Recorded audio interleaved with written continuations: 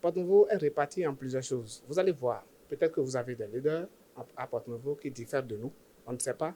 Mais aujourd'hui, dans les coins et les recoins de Porto Novo, quand nous passons, il y a ce qu'on appelle la diade dans les faits qu'on remarque au niveau des autres, qui nous permet aujourd'hui de remarquer un certain nombre de démembrements de beaucoup de choses au sein des autres partis.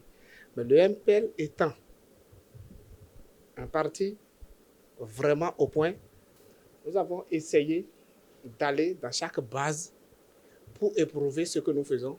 Et au cours des résultats, vous allez comprendre que s'il y a des gens qui travaillent en bas ou des gens qui travaillent en haut, vous saurez qui est-ce qui travaille ou qui est-ce qui ne travaille pas. Nous, avec le combat que nous avons mené sur toute la ligne, nous pensons que maintenant est venu le moment de se réorganiser, de se donner la main pour que, en 2023, la vieille classe politique que nous connaissons, qui se succède de saison en saison à l'Assemblée, qu'on puisse envoyer des jeunes comme vous. À la dernière législature, si on doit citer les députés, les représentants du peuple qui ont été à la hauteur de la tâche, les plus méritants, c'est parmi les jeunes.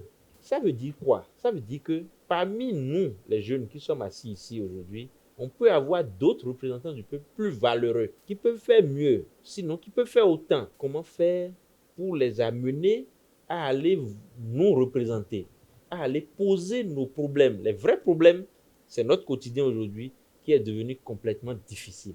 Il y a beaucoup de débats qui sont des débats annexes. La réalité, c'est notre quotidien. Il y a des gens ici maintenant, je sais, vous n'avez pas besoin de vous demander, qui peut-être n'ont pas encore eu le premier repas du jour. Parce qu'ils n'en ont pas les moyens. Pas parce qu'ils ne veulent pas, parce qu'ils n'ont pas eu les moyens. Il y a des gens qui peinent à vivre. Des jeunes qui ont des difficultés de se loger, d'aller au cours. Et ils ont devant eux un écran noir. Ils ne savent pas comment faire. En face de ça, nous pensons que nous avons une grande responsabilité de nous aider à nous organiser pour qu'on essaye d'influencer positivement les choses.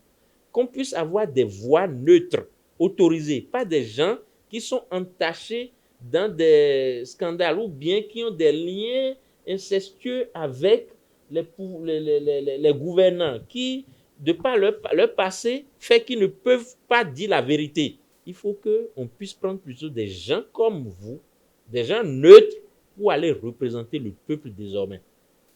Et le problème que notre démocratie a, pour sortir de là, il faut vraiment que cette classe, qui à la fois, c'est eux qui se disent députés, c'est eux qui sont ministres, c'est les mêmes, c'est eux qui sont maires, c'est un seul groupe là.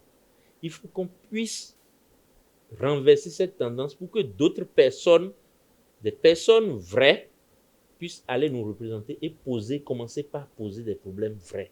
Comment on va faire pour que toute cette masse de jeunes sortis de nos centres de formation, toute cette masse de jeunes qui sortent de nos universités chaque année là, qui puissent espérer travailler un jour? Parce qu'aujourd'hui, ils sortent, ils ne savent pas quand est-ce qu'ils vont travailler. Comment on fait? C'est le débat qui doit nous occuper aujourd'hui, c'est ça qui nous préoccupe.